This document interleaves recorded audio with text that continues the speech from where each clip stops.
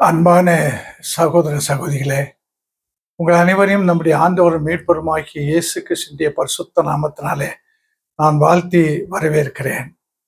இன்றைக்கு பெரிய வெள்ளிக்கிழமை அல்லது நல்ல வெள்ளிக்கிழமை, ஆங்கிலத்தில் குட் ஃப்ரைடே என்று நாம் அழைக்கின்ற இந்த வெள்ளிக்கிழமையில நடந்த 3 விதமான நிகழ்வுகள் பற்றி உங்களோடு நான் பகிர்ந்து கொள்கிறேன். அதை நான் 3 தலைப்புகளிலே உங்களோடு பகிர்ந்து கொள்கிறேன். முதலாவது விசாரணைகள், என்கொயரிஸ். 2வது விபரீதங்கள், ட்ராஜடிஸ். 3வது வினோதங்கள், ஒண்டர்ஸ்.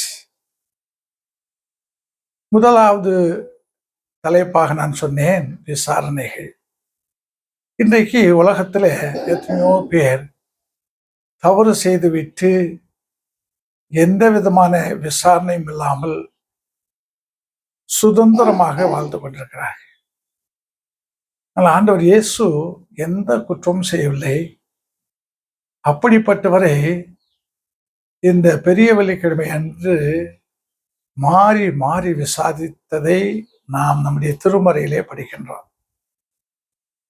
ஆண்டவர் இயேசுவை அவர்கள் பிடித்த போது உடனே பிரதான ஆசாரியனிடத்திலே கொண்டு வந்தார்கள். பிரதான ஆசாரியன் இரவோடு இரவாக ஆண்டவர் இயேசுவை விசாரிக்கிறார். பொதுவாக இரவு நேரங்களிலே எந்த கைதியையும் விசாரிக்கக்கூடாது. ஆனால் இந்த பிரதான ஆசாரியன் இயேசுவை இரவோடு இரவாக விசாரிக்கிறார். விசாரித்து விட்டு என்ன செய்கிறார்? சன்னகரீம் சங்கம் என்று யூதர்களுக்கு ஒரு சங்கம் இருந்தது. அது யூத சமயத்தை பற்றிய காரியங்களை பேசவும் தீர்மானம் எடுக்கவும் உரிய சங்கம். அதிலே 70 பேர் அங்கத்தினராக இருந்தார்கள். அந்த சன்னகரீம் சங்கம்தான் முடிவெடுக்க வேண்டும். அதனுடைய முடிவான முடிவு. எனவே பிரதான ஆசாரியன் இயேசுவை சன்னகரீம் சங்கத்திற்கு அனுப்புகிறார். அவரும் வந்தார். சன்னகரீம் சங்கத்தினர் இயேசுவை விசாரிக்கிறார்கள். எப்படியாவது அவர் மீது பொய் சாட்சிகளை கண்டுபிடித்து குற்றப்படுத்தி அவரை கொன்றுவிட வேண்டும் என்பதுதான் யூத தலைவர்களுடைய தீர்மானம். ஆனால் அவர்கள் அங்கே விசாரித்து பார்த்துவிட்டு தங்களுக்கு இயேசுவை கொலை செய்ய அப்படிப்பட்ட தீர்ப்பை கொடுக்க அதிகாரம் இல்லை என்பதை உணர்ந்து இயேசுவினுடைய காலத்திலே யூதயா பகுதியை ஆண்ட ரோம தலைவனாக இருந்த பொந்திய பிலாத்து தான் யூதேயாவினுடைய கவர்னர். அவர்தான் இயேசுவுக்கு தீர்ப்பு கொடுக்க வேண்டும். விடுவிக்க வேண்டுமென்றாலும் விடுவிக்கலாம், அல்லது தீர்ப்பாக அவரை சிலுவை மரணத்திற்கு யூதர்கள் கேட்டதை போன்று கொடுக்கவும் செய்யலாம். எனவே அங்கே யூத தலைவர்கள் எல்லாம் சேர்ந்து இயேசுவை பிலாத்துவிடத்திலே கொண்டு வருகிறார்கள். பிலாத்து நாம் மத்தேயு 27ஆம் அதிகாரத்தை படிக்கும்போது 3 முறை விசாரிக்கிறார். 1 முறை 2 முறை அல்ல, 3 முறை. இந்த 3 முறையும் விசாரித்து விட்டு இயேசுவின் மீது எந்த விதமான குற்றமும் இல்லை என்று அறிந்து கொண்டார். அப்படிப்பட்ட அவர் இயேசுவை விடுவித்திருக்கலாம். ஆனால் யூத மக்கள் எழுப்பின அந்த சத்தத்துக்கு பயந்து, யூத மக்கள் மூலமாக தனக்கு கிடைத்திருக்கிற அந்த பதவி, அதோடு கூட இருக்கக்கூடிய வசதி எல்லாம் போய்விடுமே என்று சொல்லி இயேசுவை சிலுவை மரணத்திற்கு அவர் ஒப்பு கொடுத்தார். குற்றமில்லாத இரத்தத்தை, அது எனக்கு சம்பந்தமில்லை என்பதை அவர் வெளிப்படுத்த தன்னுடைய கைகளை தண்ணீரிலே கழுவினார் என்பதையும் பார்க்கிறோம். இப்படி பிலாத்து விசாரித்துக் கொண்டிருந்த போது இயேசு கலிலேய நாட்டைச் சேர்ந்தவர் என்று அறிகிறார். அப்போது கலிலேயாவிலே அரசனாக இருக்கக்கூடியவர் ஏரோது. எனவே அவருக்கு இயேசுவை பற்றி அதிகமாக தெரியும் என்று சொல்லி இயேசுவை அந்த ஏரோது அரசனிடத்திலே அனுப்பி வைக்கிறார். ஏரோது அரசன் இயேசுவை பார்க்க வேண்டும் என்ற ஆசையா இருந்தார். பார்த்தார், பல காரியங்களை கேட்டார். ஆனால் இயேசு அவருக்கு எந்த பதிலும் சொல்லவில்லை. எனவே ஏரோது இயேசுவை கேவலப்படுத்தி மறுபடியுமாய் பிலாத்துவின் இடத்திலே அனுப்பி வைத்தார். இப்படியாக இயேசு கிறிஸ்துவை குற்றமில்லாத ஒருவரை இரவோடு இரவாக விசாரித்தார்கள். அதுவும் மாறி மாறி எத்தனை விசாரணைகள். இரண்டாவது தலைப்பாக நான் சொன்னேன், பெரிய வெள்ளிக்கிழமை நடந்த விபரீதங்கள். ஆண்டவர் இயேசு 12 சீடர்களை தெரிவு செய்தார். அதிலே ஒருவர் பேதுரு. ஆண்டவர் சொன்னார், பேதுரு, நீ சேவல் கூவுவதற்கு முன்னதாக 3 முறை என்னை மறுதலிப்பாய்.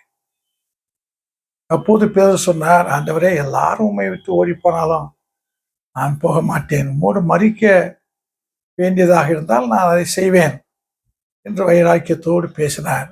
ஆனால் இயேசு சொன்னது நடந்தது, பேதுரு சொன்னது நடக்கவில்லை. ஒரு காலகட்டத்தில் ஆண்டவர் இயேசு சீடர்களை பார்த்து கேட்டார், நீங்கள் என்னை யார் என்று சொல்லுகிறீர்கள்? அதற்கு 11 சீடர்களும் அமைதியாக இருந்த போது பேதுரு தான் தன்னுடைய வாயை திறந்து, நீர் ஜீவனுள்ள தேவனுடைய குமாரனாகிய கிறிஸ்து என்று சொன்னார்.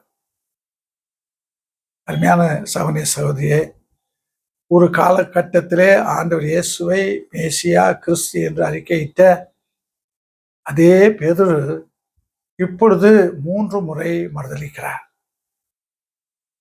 நான் அவரை அறியேன், அந்த மனிதனை அறியேன், அந்த மனிதனை அறியேன் என்று சொல்லி சபிக்கவும் சத்தியம் பண்ணவும் துவங்கினார். பேதுரு செய்தது ஒரு விபரீதமான காரியம். சீடனாக இருந்து எத்தனையோ காரியங்களை அனுபவித்தார். ஆனால் இயேசுவுக்கு அவர் சாதகமாக இல்லாமல் போனார். அடுத்ததாக ஆண்டவருடைய சிலுவைக்கு அருகாமையிலே வலது இடது புறங்களிலே 2 பேர் 2 கல்வர்கள் அறையப்பட்டிருந்தார்கள். அதில் ஒரு கல்வன் ஆண்டவர் இயேசுவை பார்த்து, நீ மேசியாவானால் உன்னையும் ரட்சித்துக்கொள், எங்களையும் ரட்சித்துக்கொள். உண்மையாகவே நமக்கெல்லாம் கிடைக்காத வாய்ப்பு, இயேசுக்கு அருகாமையில் இருக்கக்கூடிய ஒரு வாய்ப்பு, இயேசுவோடு பேசக்கூடிய வாய்ப்பு. அந்த வாய்ப்பு கிடைத்திருந்தும் அந்த வாய்ப்பை அவன் நழுவவிட்டான்.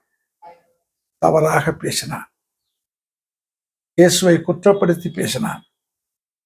இது பெரிய வெள்ளிக்கிழமையில் நடந்த ஒரு விபரீதம். அடுத்ததாக நாம் பார்ப்போம் என்றால், இயேசுவை சிலுவையிலே அறைகிறார்கள். 2 கைகளிலும் ஆணி அடிக்கிறார்கள், 2 கால்களிலேயும் ஆணி அடிக்கிறார்கள். உடல் முழுவதும் சாட்டையினாலே அடித்த காயங்கள், முள்முடியினாலே தலையிலே காயம். இப்படிப்பட்ட ஒரு நிலை பெரிய வெள்ளிக்கிழமையில நடந்தது. பெரிய வெள்ளிக்கிழமையில நான் ஏற்கனவே சொன்னவனமாக எந்த குற்றம் செய்யாத ஒருவருக்கு தீர்ப்பு, கொலை தண்டனை இருக்கலாம். ஆனால் இப்படிப்பட்ட ஒரு இன்னல் யாருக்கும் இதுவரைக்கும் இப்படி நடந்தது என்று சொல்ல முடியாத ஒரு சித்திரவதையை ஆண்டவர் இயேசுவுக்கு அவர்கள் செய்தார்கள். ஆண்டவர் இயேசு கிறிஸ்து சிலுவையிலே இப்பொழுது தொங்கிக் கொண்டிருக்கிறார். அவர் உயிரோடு இருக்கிறாரா, மரித்து போனார் என்று சொல்லி ஒரு போர்ச்சவன் தன் இடத்துல இருந்த அந்த ஈட்டினாலே ஆண்டவருடைய விழாவிலே குத்தினான். நடக்கக்கூடாத ஒன்று. ஒருவர் இருக்கிறாரா, இறந்து போனாரா, உயிரோடு இருக்கிறாரா என்று அறிவதற்கு எத்தனையோ காரியங்கள் உண்டு. அதில் இந்த போர்ச்சவகன் ஆண்டவருடைய விழாவிலே குத்தினான். அங்கே இரத்தமும் தண்ணீரும் பீரிட்டு கொண்டு வந்தது என்று சொல்லி படிக்கிறான். கொடுமை, விபரீதம், பெரிய வெள்ளிக்கிழமையில் நடந்த விபரீதம். அடுத்ததாக நான் பார்ப்போம் என்றால், இயேசு மரித்து விட்டார், அவரை அடக்கம் செய்தார்கள். அப்படி அடக்கம் செய்த பின்னதாக பிரதான ஆசாரியனும் பரிசேயரும் பிலாத்தினிடத்திலே சென்று, இயேசு உயிரோடு இருக்கும்போது 3ஆம் நாள் உயிரோடு எழுந்திருப்பதாக சொன்னார். எனவே அவர் இப்போது மரித்திருக்கிறார். இந்த சீடர்கள், அவருடைய சீடர்கள் இயேசுடைய உடலை தூக்கி கொண்டு போய் மறைத்து உயிரோடு எழுந்து விட்டார் என்று சொல்லிவிடுவார்கள். ஆகினாலே இயேசுடைய கல்லறைக்கு காவல் வைக்க வேண்டாம் பிலாத்தினிடத்தில் கேட்கிறார்கள். அதற்கு பிலாத்து, நீங்கள் உங்களிடத்துல காவல் காப்பதற்கு ஆட்கள் இருக்கிறார்களே, நீங்களே பார்த்துக் கொள்ளுங்களேன்னு சொல்லி சொன்னார்கள். அப்படி சொன்னபோது இயேசுடைய கல்லறைக்கு காவல் பார்த்தார்கள். உலகத்துல மரித்தவர்களை அடக்கம் செய்கிறோம் கல்லறைகளிலே. ஆனால் அந்த கல்லறைக்கு காவல் பார்த்ததாக இதுவரைக்கும் நாம் கேள்விப்படவில்லை. இது பெரிய வெள்ளிக்கிழமையில் நடந்த விபரீதம். நான் 3வதாக சொன்னேன், ஆண்டவர் இயேசு சிலுவையிலே தொங்கிக் கொண்டிருந்த போது அந்த பெரிய வெள்ளிக்கிழமையில விசாரணைகள் நடந்தது, விபரீதங்கள் நடந்தது. அதே சமயத்தில் பல விதமான வினோதங்களும் ஒண்டர்ஸ் நடந்தன. பிலாத்தினுடைய மனைவி, அவர் பெயர் சொல்லப்படவில்லை, பிலாத்து இப்பொழுது நியாயாசனத்திலே அமர்ந்து இயேசுவை விசாரித்துக் கொண்டிருக்கிறார். அந்த சமயத்தில் பிலாத்துடைய மனைவி தான் இரவிலே கண்ட இயேசுவை பற்றி கண்ட அந்த கனவை பற்றி சிந்திக்கிறார். இந்த கனவு ஒரு சாதாரண கனவு அல்ல. இந்த கனவை என்னுடைய கணவனிடத்திலே, அதுவும் இப்பொழுது இயேசுவை விசாரிக்கும் போது கண்டிப்பாக நான் சொல்லிவிட வேண்டும் என்று சொல்லி அவர் விரும்புகிறார். ஆனால் அந்த காலத்தில் பிலாத்துடைய மனைவியாக இருந்தாலும் பிலாத்துவை இவர் நேரடியாக போய் பார்த்து சொல்ல முடியாது. ஒரு பெண், அவர் நியாயம் விசாரித்துக் கொண்டிருக்கிறார், அப்போதும் போக முடியாது. சரி, இப்படிப்பட்ட சிக்கல் இருப்பதனால கனவை பற்றி நாம் ஒன்றும் யோசிக்காமல் விட்டு விடலாம் என்று சொல்லி அவர் நினைக்கவில்லை. யாராவது ஒரு ஆளை அனுப்பி எப்படியாவது சொல்லிவிட என்று சொல்லி ஒரு ஆளை பிடித்து தன்னுடைய கனவை தன்னுடைய கணவனிடத்தில் சொல்கிறார். இயேசு ஒரு நீதிமான், அவரை பற்றி நான் ஒரு கனவு கண்டேன், அவர் நிமித்தமாக நான் வெகு பாடுபட்டேன், ஆகினாலே அந்த நீதிமான் காரியத்தில் நீங்கள் தவறாக எந்த காரியத்தையும் செய்யக்கூடாது என்று சொல்லி அனுப்புகிறார். இது உண்மையாகவே ஒரு பெரிய வினோதம், வண்டர். ஏனென்றால் இயேசுவுக்கும் பிலாத்தினுடைய மனைவிக்கும் எந்த விதமான தொடர்பு இல்லை. இயேசுவை இந்த சகோதரியை சந்தித்ததாக நாம் எங்கும் படிப்பதில்லை. இவர் ஒரு உயர்ந்த அதிகாரியினுடைய மனைவி, ஆகினாலே இவர் இயேசுவை பற்றி கேள்விப்பட்டாரா அதற்கு முன் என்று சொல்லி யோசித்தாலும் கூட அதுவும் ஒரு கேள்விக்குறிதான். இருந்தாலும் கூட அவர் இரவிலே கண்ட அந்த கனவை எவ்வளவா யோசித்தார். அதை சரியான நேரத்திலே சரியான ஒரு ஆள் இடத்துல சொல்ல வேண்டும் என்று எவ்வளவாய் அவர் துடித்து அதை செய்து முடித்தார் என்பதை நாம் பார்க்கும்போது இது பெரிய வெள்ளிக்கிழமையில் நடந்த ஒரு வினோதம்.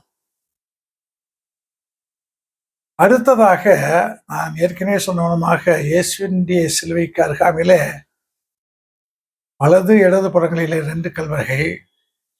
ஒரு கல்வன் மனம் திரும்பாத கல்வனாக தவறாக பேசி அவன் வாய்ப்பை இழந்தான். ஆனால் இன்னொரு கள்வன் இயேசுவை பார்க்கிறான், அவருடைய பொறுமையை பார்க்கிறான். இன்னல்கள் கொடுக்கிற, இழிவாக பேசுகிற அத்தனை பேரையும் பார்த்து எந்த விதமான தவறான வார்த்தைகளால் அவளை பற்றி பேசவோ திட்டவோ ஆண்டவர் செய்யவில்லை. எல்லாவற்றையும் பார்க்கிற அந்த கள்வன் நிச்சயமாக இவர் ஒரு சாதாரண மனிதனாக இருக்க முடியாது, விண்ணகத்துக்குரிய ஒருவராக இருப்பார் என்று சொல்லி முடிவு செய்து அந்த தவறாக பேசின அந்த கள்வனுக்கும் புத்தி சொல்கிறான். அதே சமயத்துல இயேசுவை பற்றிய ஒரு பெரிய சாட்சியம் சொல்கிறான். இவர் எந்த விதமான குற்றம் செய்யாதவர் என்று சொல்லி சாட்சி சொல்கிறான். மூன்றாவதாக, ஆண்டவரே, நீங்கள் உங்களுடைய அரசிலே வரும்போது என்னை நினைத்துக் கொள்ளுங்கள் என்று சொல்லி கேட்கிறார். ஆண்டவர் இயேசு அவனுடைய வார்த்தையை கேட்டார். மனிதர்களாகிய நாம் முகத்தை பார்க்கிறோம், ஆனால் ஆண்டவர் இயேசு கிறிஸ்து அந்த கல்வனுடைய வார்த்தையும் கேட்டார், அவனுடைய இதயத்திலே ஏற்பட்ட மனமாற்றத்தையும் அறிந்தார். நீ இப்போதுதானே சொல்கிறாய், நான் யோசிக்கிறேன் என்றெல்லாம் பதில் சொல்லாமல் இயேசு ஆண்டவர், இன்றைக்கே நீ என்னோடு கூட பரதேசில் இருப்பாய்ன்னு சொன்னார். அன்பானவர்களே, அந்த சிலுவை கல்வனுக்கு கிடைத்த பெரிய ஆசீர்வாதம், பரலோக வாழ்வு. இது பெரிய வெள்ளிக்கிழமையில நடந்த ஒரு வினோதம். அடுத்ததாக நாம் பார்ப்போம் என்றால், தன்னுடைய தாய், தன் ஈன்றெடுத்த தாய்க்கு ஆண்டவர் இயேசு சிலுவையில் இருக்க போது அந்த பெரிய வெள்ளிக்கிழமை அன்று பாதுகாப்பை கொடுக்கிறார். மரணத்தை சந்திப்பதற்கு முன்னதாக தலைமகனாக தாய்க்கு செய்ய வேண்டிய அந்த கடமையை ஆண்டவர் இயேசு கிறிஸ்து இந்த பெரிய வெள்ளிக்கிழமையில நிறைவேற்றுகிறார். தனக்கு தன்னுடைய சிலுவைக்கு அருகாமையில் இருந்த தாயை பார்த்து, சிலுவைக்கு அருகாமையில் இருந்த தன்னுடைய சகோதரனை, அதாவது சீடனை பார்த்து ஆண்டவர் சொன்னது, அம்மா, அங்கே நிற்கிறாரே என்னுடைய சீடன், அவர்தான் உன்னுடைய மகன் இனிமேல். அதே போன்று சீடனை பார்த்து, சீடனே, இனிமேல் உன் தாய் என் தாய், உன் தாய் என்று மிகுந்த பொறுப்போடு செயல்படுகிறார். பாதுகாப்பை தன்னுடைய தாய்க்கு ஆண்டவர் கொடுத்தது பெரிய வெள்ளிக்கிழமையிலே. ஆண்டவர் இயேசு சிலுவையிலே தொங்கிக் கொண்டிருந்தது பட்ட பகல். அப்படி தொங்கிக் கிடந்த போது பகலிலே இதுவரைக்கு ஏற்படாத ஒரு வினோதம் நடந்தது. பகல் 12 மணியிலிருந்து 3 மணி வரைக்கும் முழு இருட்டு, டார்க்னஸ். இதுவரைக்கும் நடக்கவில்லை. இப்போது இயேசுவினுடைய பாடு, சிலுவை மரணம், அதோடு தொடர்புடையதாக இந்த உலகமே இருந்து போனது. இது பெரிய வெள்ளிக்கிழமை நடந்தது. இது ஒரு வினோதம். அதே போல எருசலேம் தேவாலயத்திலே மிகப்பெரிய திரைச்சிலை, மகா பரிசுத்த ஸ்தலத்தையும் பரிசுத்த ஸ்தலத்தையும் பிரிக்கக்கூடிய ஒரு பெரிய திரைச்சிலை, உயர்ந்த ஒன்று, அதோடு கூட அதிக திக்காக தடித்ததாக இருந்தது. ஏன் இந்த திரைச்சிலை இருந்தது என்றால், மகா பரிசுத்த ஸ்தலத்துக்கு பிரதான ஆசாரியர் வருடத்திற்கு ஒரு முறை மட்டும் போகலாம், வேறு யாரும் அங்கே போக முடியாது. இப்படிப்பட்ட நிலையில ஆண்டவருடைய அந்த பாடுகளின் போது அந்த தேவாலய திரைச்சீலை மேலிருந்து கீழாக கிழிந்தது என்று சொல்லி படிக்கின்றோம். கீழிருந்து மேலாக கிழிந்தது என்று எழுதியிருந்தால் யாரோ ஒருவரை வைத்து கிழித்து விட்டார்கள் என்று சொல்லி சொல்லக்கூறோம். அதற்கு வாய்ப்பு கொடுக்காமல் மிக அருமையாய் மேலிருந்து, இது மனித முயற்சி அல்ல, மனித செயல் அல்ல, பிரதான ஆசாரியனையும் மக்களையும் பிரிக்கக்கூடிய இந்த பிரிவினை இன்றோடு நீங்குகிறது என்று சொல்லி அந்த திரைச்சீலை இரண்டாக கிழிந்து எல்லோருக்கும் மகா பரிசுத்த ஸ்தலத்துக்கு செல்லக்கூடிய அந்த சுதந்திரத்தை இந்த பெரிய வெள்ளிக்கிழமையிலே மக்கள் பெற்றுக்கொண்டோம். இதே போன்று ஆண்டவர் இயேசு கிறிஸ்துவை சிலுவை மரணத்திலே ஒப்பு கொடுக்க வேண்டும் என்று பிலாத்து தன்னுடைய அசிஸ்டன்ட் ஊழியக்காரனாக இருந்த 100க்கு அதிபதி, 100 போர்ச்சவர்களுக்கு அதிபதி, அவர் அந்த பணியை செய்து ஆண்டவர் இயேசுவை பார்க்கிறார். இயேசு பேசின வார்த்தைகளை கேட்கிறார். இயேசுவுக்கு கொடுத்த இன்னல்கள், அந்த நேரத்தில் இயேசுவுக்கு இருந்த அந்த பொறுமையை பார்க்கிறார். எல்லாவற்றையும் பார்த்து விட்டு ஒரு முடிவு செய்து ஒரு பெரிய சாட்சியை சொல்கிறார். அவர் சொல்ல வேண்டிய அவசியமே இல்லை. அப்படி சொன்னால் தனக்கு பெரிய ஆபத்து வரும், வேலை போகும், வசதி போகும், பிலாத்துவுக்கு அதிக கோபம் வந்தால் உயிரே கூட போகும் என்று நினைத்து அவர் கண்ட காட்சியை பற்றிய அந்த காரியத்தை அவர் தன்னுடைய மனதுக்குள்ளே வைத்துக் கொண்டு போய்விடாமல் எல்லாரும் கேட்கத்தக்கதாக 100க்கு அதிபதி தன்னோடு பணி செய்த மற்ற போர்ச்சவர்களும் சேர்ந்து இயேசு கிறிஸ்து மெய்யாகவே தேவகுமாரன் என்று சாட்சி பகர்கிறார். இது பெரிய வெள்ளிக்கிழமையில் நடந்தது. இது ஒரு வினோதம், சொல்ல வேண்டிய அவசியமில்லை, சொன்னார். வினோதமான காரியம். இயேசுவினுடைய உடல் அடக்கம் செய்யப்பட்டது.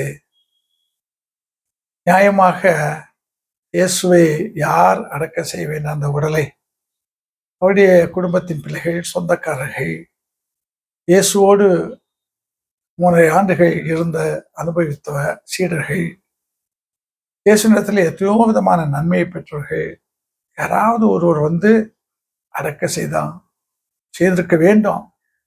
ஆனால் அவர்கள் ஒருவரும் வரவில்லை. அரிமத்தியா ஊர் யோசேப்பு, அவரை பற்றி அவர் ஒரு ரகசிய சீடன் அல்லது ரகசிய கிறிஸ்தவ, சீக்ரெட் கிறிஸ்டியன், வெளிப்படையாக இல்லாமல் ஆண்டவரை விசுவாசித்தவர். அவருக்கு இருந்த துணிச்சலை பாருங்கள். பிலாத்துவினிடத்திலே சென்று இயேசுவினுடைய உடலை எனக்கு தர வேண்டும், நான் அடக்கம் செய்ய போகிறேன். பிலாத்தும் அதற்கு ஒப்புதல் கொடுக்கிறார். அப்படி ஒப்புதலை பெற்று இயேசுவினுடைய உடலை எடுத்து தனக்காக வெட்டி இருந்த ஒரு கல்லறை, புதிய கல்லறை, இதுவரைக்கும் அந்த கல்லறையிலே எவரையும் அடக்கம் செய்யவில்லை. அப்படிப்பட்ட அந்த கல்லறை ஆண்டவர் இயேசுவை அரிமத்தியா ஊர் யோசேப்பு அடக்கம் செய்தார். இது பெரிய வினோதம்.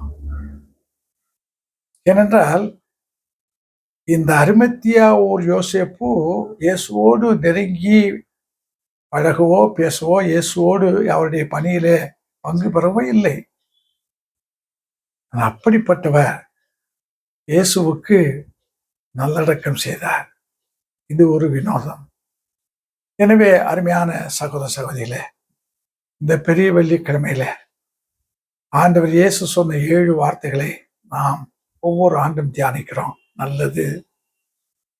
அதே சமயத்துல இந்த பெரிய வெள்ளிக்கிழமையில நடந்த விசாரணைகள், தேவையில்லாத விசாரணைகள், நடந்த